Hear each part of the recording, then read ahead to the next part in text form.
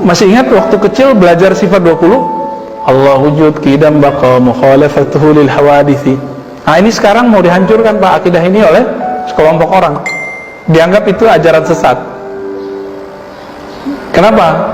Karena ajaran itu dibawa oleh ulama kita dari generasi ke generasi, dan itu semua diajarkan di Masjidil Haram. Di abad keempat Hijriah ada namanya Abu Zar al-Harawi. Itu murid dari muridnya Imam Bukhari.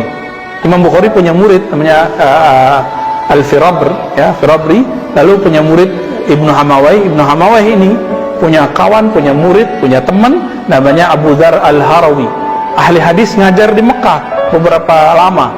Karena dia ngajar di Mekah, menyebarlah akidah Ahlussunnah Asy'ariyah, itu Asy'ari, sifat 20 sampai ke semua negeri, termasuk negeri kita. Namanya Abu Zar al-Harawi, dan dia pakar Sahih Bukhari.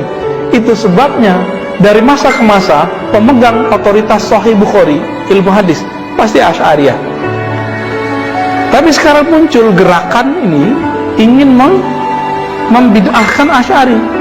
Sekarang ustadz-ustadz muda seperti saya itu berani ngomong di YouTube, di TV channel mereka, Asy'ariyah sesat gitu.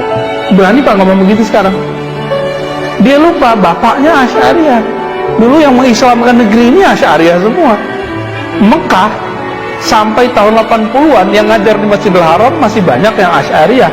Setelah mereka kemudian buat scholarship, ya, kemudian ketemu tahun 70-an itu mereka ketemu tambang minyak.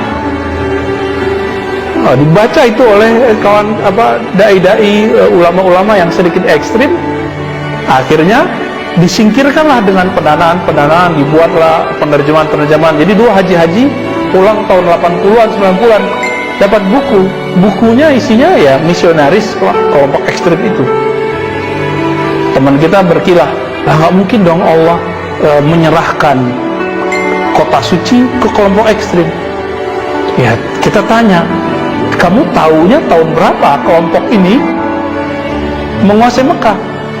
Secara politik 1924, tapi secara total itu tahun 80-an Pak. Ditandai dengan meninggalnya Said Muhammad Al-Alwi Al-Maliki.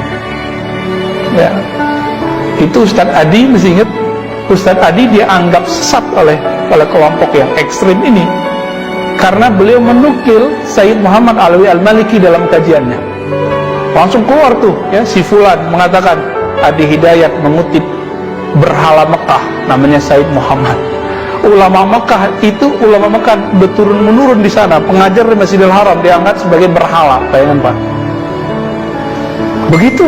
Jadi mereka ini meletakkan perbedaan kecil di bab akidah. Ini bahayanya. Maka kita harus gerilya pelan-pelan. Saya sangat mendukung bahwa Bapak sudah mulai melek sosmed, ya. Masukkan kajian-kajian kita yang moderat, yang sesuai dengan akidah Ahlussunnah, bermanhaj yang wasati, moderat, itu ke dalam kajian-kajian yang bisa dijangkau oleh orang-orang dari rumahnya, gitu. Ya susah-susah dikit nggak apa-apa lah, repot-repot dikit, mereka repot-repot kan dari tadi ngetes-ngetes.